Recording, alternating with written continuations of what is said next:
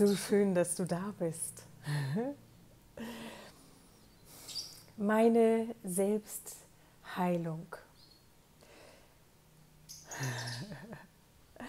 Ich kann dir gar nicht sagen, was es bedeutet, wenn du dich aus allem herausgearbeitet hast, wenn du dich aus unfassbaren Schmerzen herausgearbeitet hast, aus einer Situation, wo du zum Teil fast gar nicht bewegen konntest, kaum aufs Klo gehen konntest, nicht wusstest, kaum noch denken konntest zum Teil vor Schmerzen.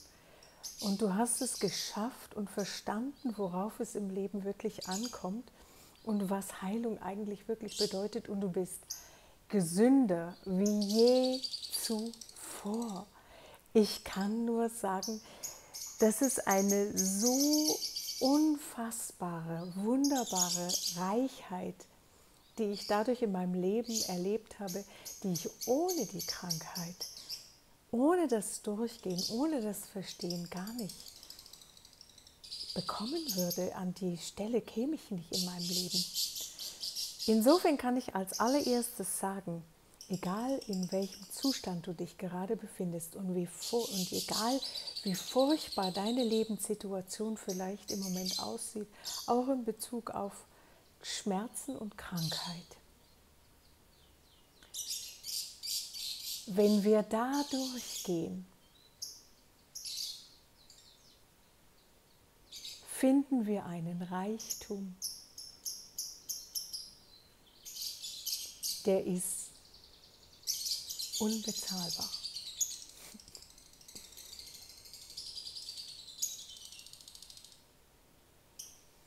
Ich nehme dich ein bisschen in meine Situation mit hinein. 2016 im Sommer fing ich an, schwer krank mit Rheuma zu werden. Ich muss dazu sagen, in der Familie meines Vaters sind fast alle an Rheuma erkrankt.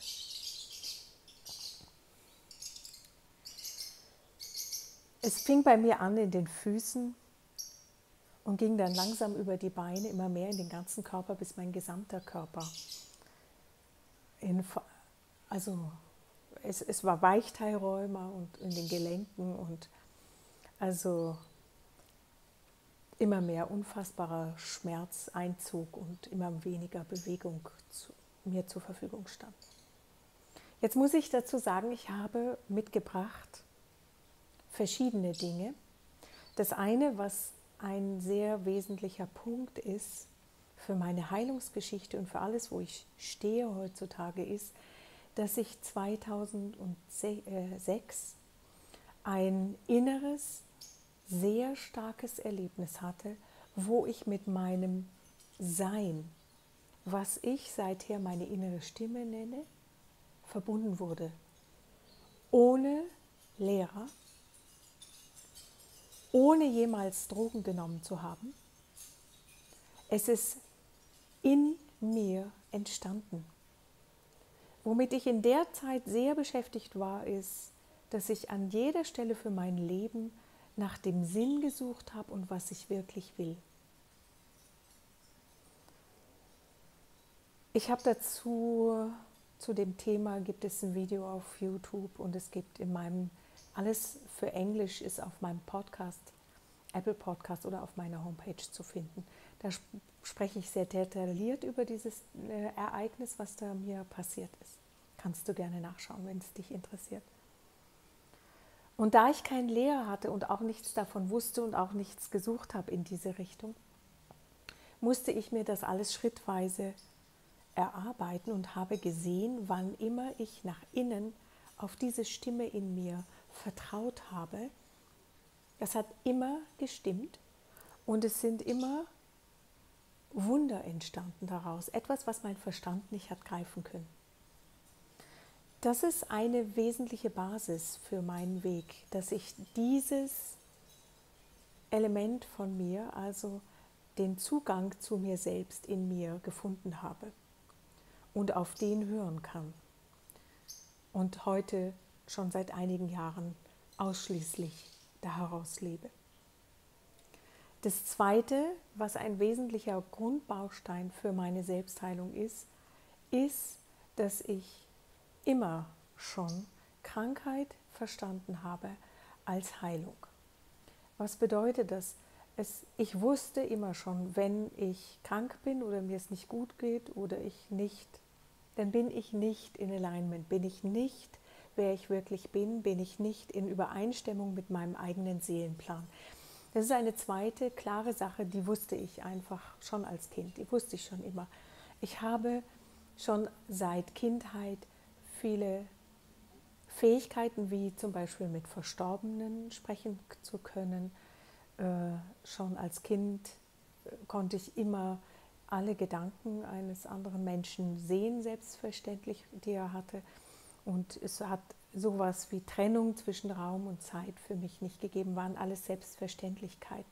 Also habe ich so bestimmte Fähigkeiten auch mitgenommen, sind wichtig für den Weg, den ich beschreiben werde. Also war für mich gleich klar, als ich krank wurde, okay, im Grunde genommen stehe ich nicht am Punkt, von wo ich krank geworden bin, sondern jetzt ist etwas ausgebrochen und zeigt sich mir, wo ich über einen längeren Zeitraum bereits nicht mehr voll auf meinem Seelenplan bin oder was mir zeigen will, dass ich jetzt wieder auf meinen Seelenplan kommen muss. Für alles in meinem Leben habe ich durchgängig verstanden, auf allen Ebenen, die ich durchgangen bin, dass das Einzige, worauf es wirklich ankommt und wo die Gesundheit in größter Purheit zu finden ist, je mehr ich das tue und das bin, was ich mir vorgenommen habe, bevor ich hier auf die Erde kam. Und als ich 4 Jahre alt war, kann ich mich daran erinnern, dass ich mitgebracht habe, beziehungsweise dass ich hierher mich inkarniert habe, um die Menschen wieder daran zu erinnern oder die Menschen daran zu erinnern, sich zurückzuerinnern, wer sie eigentlich sind. Und genau das ist das, was ich heute tue. Also der Ausbruch meiner Krankheit war die Heilung sowieso als solches und der ganze Prozess, um genau meine Seelenaufgabe, meine Aufgabe voll zu ergreifen und in voller Form auszuführen. Alles, was wir innerlich suchen, wir suchen Dinge, die suchen wir alle gleich. Wir suchen Erfülltsein, wir suchen innere Befriedigung, wir suchen dieses Glücksgefühl, Freude, wir suchen Liebe und anerkannt werden für das, was wir sind. Das sind alles Dinge, die in uns hineingelegt werden, die in uns sind, die ganz natürlich uns zu uns selbst führen wollen. Weil die wirkliche Befriedigung von all diesen Dingen ist, wenn wir leben, wer wir sind, wenn wir tun, warum wir hier sind, wenn wir in Übereinstimmung mit unserem Sein leben und handeln. Und je mehr wir das tun, umso glücklicher und zufriedener und voller Wunder ist unser Leben. Und je weniger wir das tun, umso mehr chaotisch und schwierig schaut es aus. Die Basis von deinem Leben bist du. Der Kern in dir, der unsterblich ist. Alles, was ich rede ich auf einer bestimmten Frequenz, die sehr hoch ist. Und diese Frequenz geht mit dir in Resonanz und nimmt dein eigentliches Sein entsprechend mit. Ich rede nicht aus dem Verstand und von irgendjemandem etwas, was ich gelernt habe von außen, sondern aus meinem Sein und den entsprechend dazugehörigen Erfahrungen. Ich war Stardesignerin. Ich habe auf der äußeren Ebene von einer Karriere alles erreicht, was ich mir vorgenommen habe. Ich hatte meine eigene Modemarke, ich hatte Schauen in New York Ich hatte zu den Filmfestspielen in Cannes schauen, ich hatte Society, berühmte Leute aus der ganzen Welt, die zu mir kamen und bei mir sich einkleiden ließen. Ich war Trendsetterin, die Zeitungen kamen zu mir und wollten wissen, was man wo wie trägt. Ich war im Fernsehen, habe alles auf der Ebene erreicht, was man sich so hinlänglich vorstellt als ein tolles, erfolgreiches Leben. Und ich habe mein eigenes Parfum kreiert, ich habe Schuhkollektionen gemacht und. Ich habe ganz viel erschaffen und ganz viel getan in meinem Leben. Und bei dem Tun von allem und ja, tun können, was man will und wissen, dass das alles von innen ausgeht. Ich habe auch da schon immer meinem inneren Impuls gefolgt, dass ich mit allem, was ich erschaffen habe, immer den inneren Menschen in den Vordergrund gestellt habe und die Schönheit von ihnen durch die Kleidung hervorbringen wollte. Ja, geschaut habe, dass die hervorkommt. Das Ganze war immer schon von einem bestimmten Duktus durchzogen und habe eben bei allem gleichzeitig gesehen, es war vielfach noch aus meinem Verstand gesteuert, aus der Gesellschaft, was man in der Gesellschaft als erfolgreiche Frau anerkennt und so weiter. Und habe gesehen, in diesem Weg und in dem Erreichthaben von den äußeren Zielen, was äußerlich jemand Erfolgreichen ausmacht, dass es nichts gibt, was so befriedigend, so erfüllend und so bereichernd ist, wie wenn wir genau ausschließlich das tun, was wirklich in Übereinstimmung mit unserem inneren Wesen ist.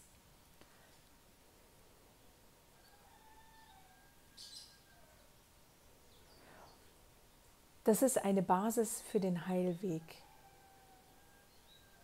Ich habe in dem ganzen Gang bis heute sehr viel ins Bewusstsein bringen dürfen. Wir alle sind in unserem Wesen, in dem Kern, der unsterblich ist. Jeder. Ein vollkommenes Schöpferwesen. Es fehlt dir gar nichts.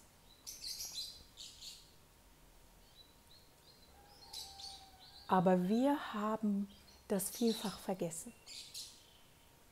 Wir wurden auch ganz bewusst dazu manipuliert, denn der Verstand ist etwas von außen kommendes, was über Bilder uns manipuliert und klein hält seit Jahrhunderten. Das ist etwas Entscheidendes zu verstehen. Das, was krank wird bei uns, ist die Person, die Rolle, die wir uns aus dem Verstand hier auf der Erde gegeben haben. Das Kind unserer Eltern zu sein, der Name zu sein, das Gender zu sein, der Beruf zu sein, der Charakter zu sein, die Dinge, die wir in unserem Leben gut gemacht haben, schlecht gemacht haben und so weiter. Wer beurteilt denn das? Dein Verstand kommt aus der Gesellschaft, hat sich aus den Gesellschaftsformen gebildet. Diese Person, diese Rolle fühlt sich zum Beispiel machtlos und kraftlos, weil sie schlussendlich immer nicht gut genug ist. Wohlgemerkt diese Rolle. Unser Körper hier auf der Erde ist ein Spiegel unseres Empfindens hier auf der Erde. So wie wir uns fühlen hier auf der Erde, spiegelt unser Körper das wieder. Der Körper schwingt auf einer tieferen, mehr materialisierten Ebene. Und somit braucht die Schwingung von einem bestimmten Lebensgefühl eine gewisse Zeit, bis es sich in negativem Fall in Krankheit äußert. Wenn wir Krankheit heilen wollen, müssen wir verstehen, dass wir hier eine Rolle spielen und dass diese Rolle über Gedanken und Glaubensmuster gesteuert ist. Und wir müssen verstehen, dass wir diese Glaubensmuster und Gedanken ändern können. Wir sind daran nicht gebunden. Wenn wir ein unbewusstes Leben führen, übernehmen wir in der Regel schon als Kind die Glaubenssätze unserer Eltern und Vorfahren, der Lehrer und der Menschen, die konkret um uns herum sind. Je mehr Bewusstsein wir haben, umso mehr fangen wir uns an, davon zu lösen und selbst zu entscheiden, was wir glauben wollen in unserem Leben und wie wir unser Leben einrichten wollen. Hier beginnt die Freiheit. Heilung bedeutet also, zu verstehen, welche Glaubenssätze und Gedankenmuster die Gefühle aktivieren in dir, nicht in Übereinstimmung mit deinem eigentlichen Sein sind.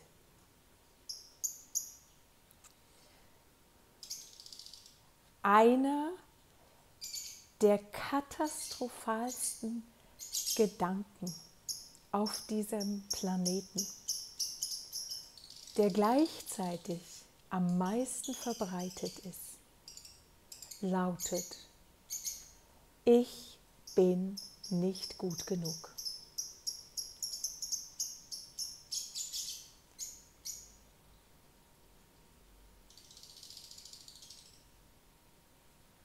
Und dieser Gedanke separiert uns von uns selbst. Dieser Gedanke macht, dass wir uns nicht vertrauen. Eine der größten Manipulationen, um uns fantastisch aus unserer Kraft zu halten.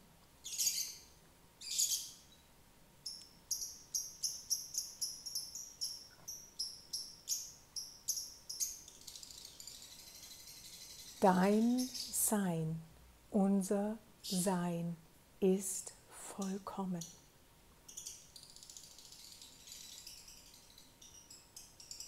Volle Entfaltung und volle Gesundheit im Leben zu leben bedeutet, dein Sein zu leben.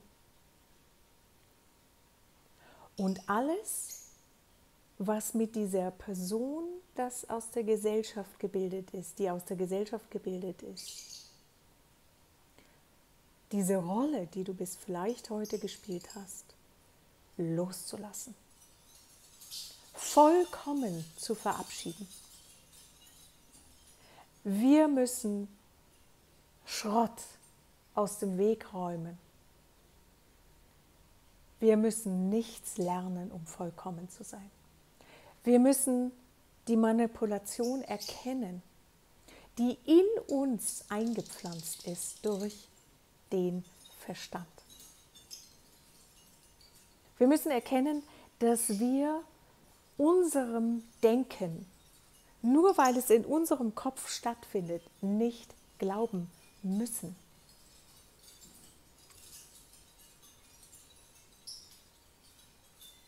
Der Verstand ist gut, um Zahlen und Namen zu speichern und so weiter. Und da ist es dann auch schon zu Ende bald. Er kann nicht dein Leben führen, wenn du in Übereinstimmung und in Gesundheit leben willst.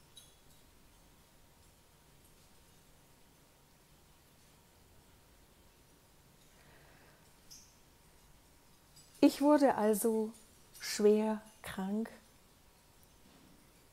und weil ich zu dem Zeitpunkt berühmt war in Österreich, wurde ich auch gleich von einer Kundin, die selbst Ärztin ist, die seit dem 10. Lebensjahr Rheuma hat,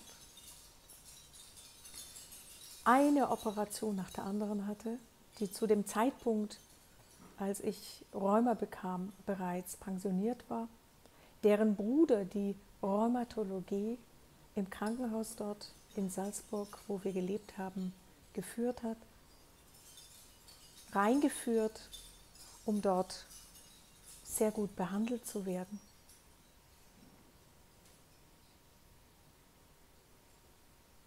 Die haben dort festgestellt, dass ich sehr, sehr hohe Rheumawerte habe. Sie haben sich damals schon gewundert, warum ich keine Verwachsungen habe und wollten mich mit sehr schweren Medikamenten medizinieren und mir das Beste tun. Und ich bin mitten in der Behandlung aufgestanden, habe mich bedankt und habe gesagt, ich heile mich selbst und bin aus dem Krankenhaus rausgegangen und bin meinen Weg gegangen und habe mich vollkommen selbst geheilt. Das Erste, was ich gemacht habe, ist, dass ich meine Ernährung umgestellt habe. Ganz viel in unserem Leben hängt davon ab, was wir zu uns nehmen. Davon wollte ich überhaupt nichts wissen. Aber ich habe es an meinem eigenen Körper durchgängig erlebt. Ich war ein leidenschaftlicher Kaffeetrinker. Ich mochte wahnsinnig gerne Steaks mit Bier. Trank gerne ein Glas Wein. All diese ganzen Dinge habe ich wirklich rigoros abgestellt. Keinen Kaffee, kein Alkohol, kein Fleisch, gar kein Fleisch, kaum Milchprodukte, keinen weißen Zucker und so gut wie kein Weißbrot. Das war meine Diät. Am Anfang dachte ich, wow, was bleibt da übrig? Aber ich habe diese Diät strikte 4 Jahre durchgezogen, wirklich absolut strikt. Ich habe mal zwischendurch probiert, was mit weißem Zucker. Ich bekam sofort, ungefähr eine Stunde später, so richtig beißende Schmerzen überall. Kaffee habe ich überhaupt nicht probiert, Alkohol auch nicht, Fleisch auch nicht. Beim weißen Zucker manchmal habe ich mal was probiert, ganz bisschen, um sofort zu sagen, okay, nein, ich tue direkt meine Schmerzen damit anfeuern, lass es bleiben. Das war die erste Sache, die ich sofort umgestellt habe. Das nächste ist, dass ich innerlich alles aufgeräumt habe, wo ich Schwierigkeiten hatte in meinem Leben mit Menschen in der Beziehung, also auf der Beziehungsebene, ganz besonders stark mit meinen Eltern, vor allem mit meiner Mutter, wo nie funktioniert hatte und wo ich das so umwandeln konnte, dass wir ein wunderbares Verhältnis heute haben. Und das nächste war, dass ich angefangen habe, mich meinen gesamten Geschichten, die so unterbewusst abgelaufen sind in mir, an Gedanken gestellt habe. Ich habe sie aufgeschrieben und angefangen, Bewusstsein dort hineinzubringen, was ich so immer vor mich hin denke. Und habe angefangen, mich ehrlich allem zu stellen in mir. Und habe dabei festgestellt, dass wir, wenn wir Krankheiten quasi aus der Familie übernehmen, ich sag mal wie die Familie meines Vaters, die das immer schon Rheuma hatte, so im Wesentlichen hatten die Rheuma, mein Großvater ist dran gestorben, also Urgroßvater.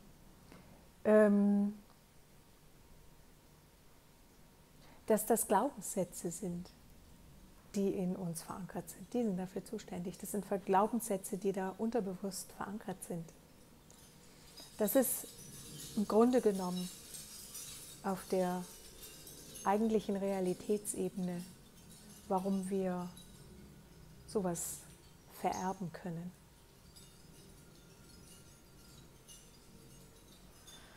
Es war ein langer Weg, sich dem Allen zu stellen. Und ich wurde geführt in jedem einzelnen Punkt von meiner inneren Stimme, um diesen Dingen begegnen zu können, und wurde auch zu den verschiedensten Menschen an den verschiedensten Zeitpunkten geführt, die mir geholfen haben, Dinge zu sehen, für die ich blind war, um die dann auflösen zu können.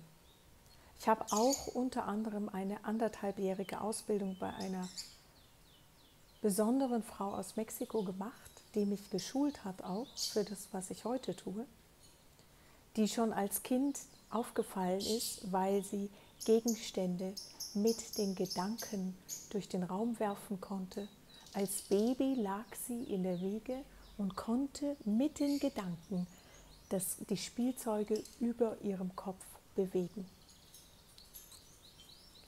Mit einer Fähigkeit von allem sehen können, was auf der Erde gleichzeitig passiert, mit einer vollkommen überdimensionalen Wahrnehmungsfähigkeit und unglaublich großer Angeschlossenheit. Wir haben viele solcher Menschen hier unter uns, die entscheidend mithelfen, den Wandel dieser Zeit vorzubereiten bzw. zu unterstützen, dass das passieren kann. Bei der habe ich 1,5 Jahre eine Ausbildung gemacht und wurde aber gleichzeitig entsprechend von ihr geführt, wie ich die Dinge alle in mir heile und rausreinige, sehe und verabschiede.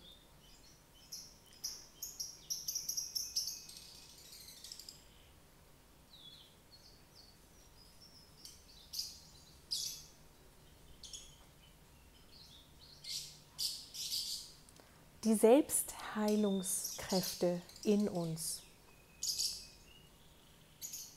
werden dadurch aktiviert, dass wir sie erkennen, an sie glauben und einfach tun lassen. Wenn wir anfangen, in unsere Balance, Verbundenheit mit uns selbst zurückzugehen, gehen die Heilkräfte, die Selbstheilungskräfte von alleine los und tun ihr Werk.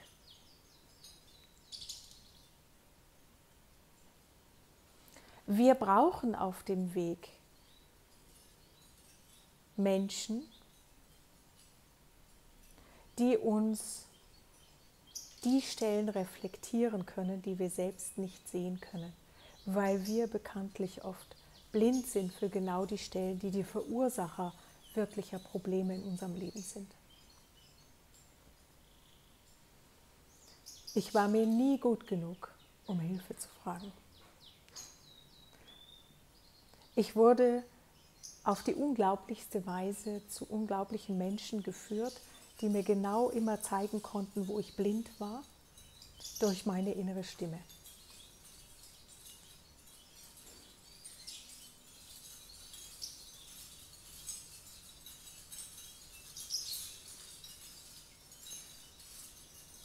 Also ein Großreinigungsprozess und Klärungsprozess von den eigenen Glaubenssätzen und den eigenen Gedanken in mir.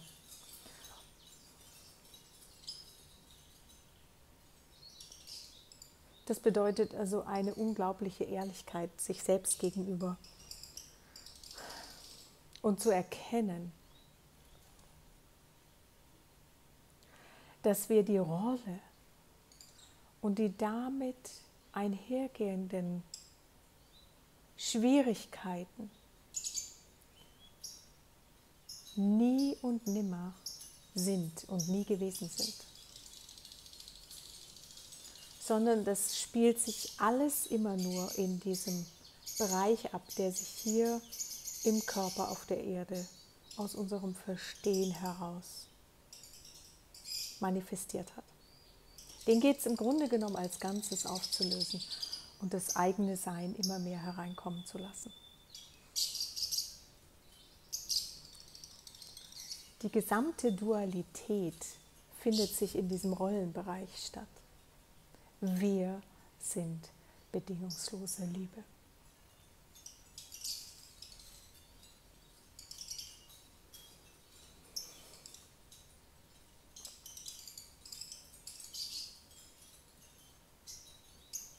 Wenn wir den Müll und den Schrott und das Verstehen bis jetzt von uns,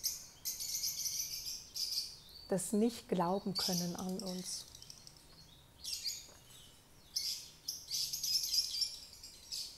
das uns fühlen als nicht gut genug loslassen können, geht das Leben wirklich erst los.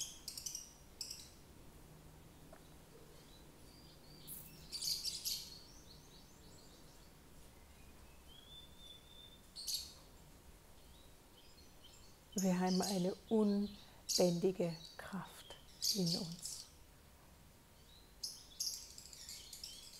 Der Glaube an dich selbst, an das eigentliche Sein, was du bist, vermag alles.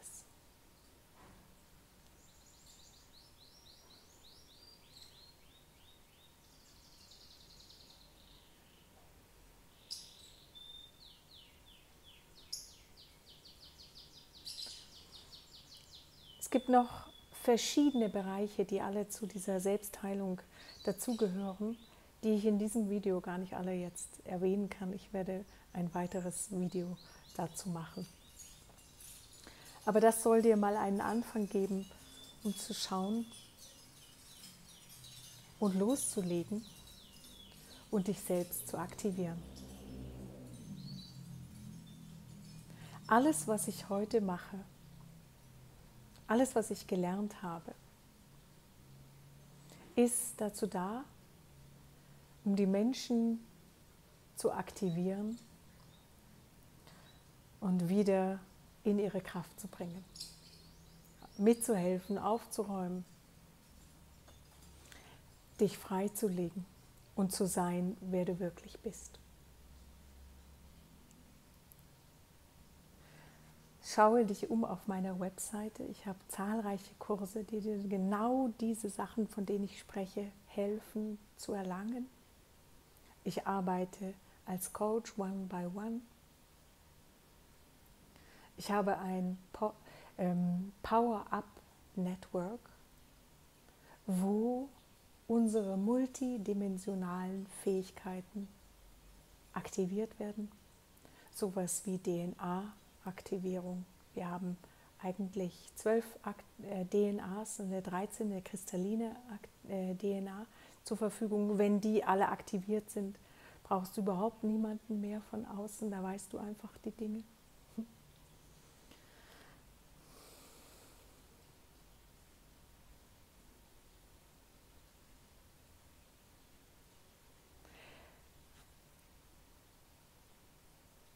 Alles, was du in deinem Leben bisher gesucht hast, wolltest, bist du. Dein Entschluss für dich selbst ist alles, worauf es ankommt und das größte Investment, was du tun kannst, was den größten Wert für alles in deinem Leben hat. Du bist das Zentrum in deinem Universum, in deinem Leben. vertraue dir.